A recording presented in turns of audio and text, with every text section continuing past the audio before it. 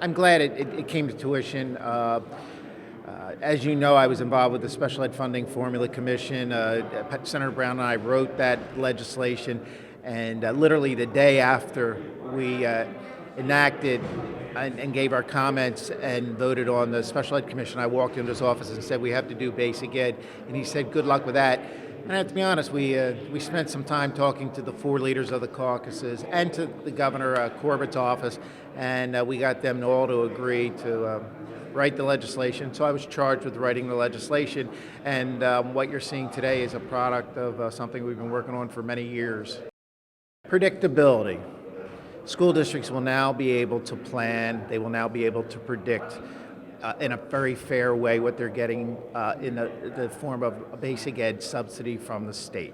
And that is the key word, predictability. For years, it was always a game, how much is going to, and it's not necessarily the amount that's going in, but it's how it's going to be dispersed. And school districts are always sitting there going, well, how much are we going to get this year? And literally, legislators would be fighting for their school districts, behind closed doors, trying to get their school district X amount of dollars. That's going to be gone now.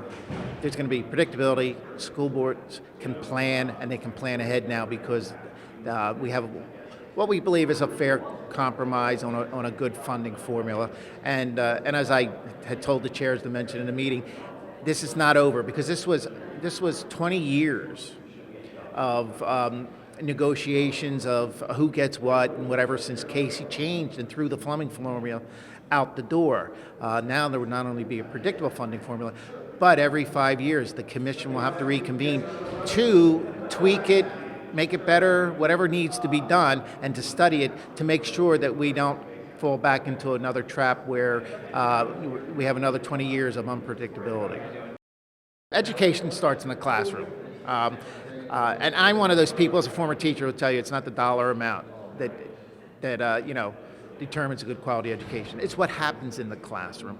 But you still need to fund education, and this will definitely help all students, regardless of where you live, regardless of your income, regardless if you are a gifted student or you might have a disability. It will be fair to all those that are in need to our education system.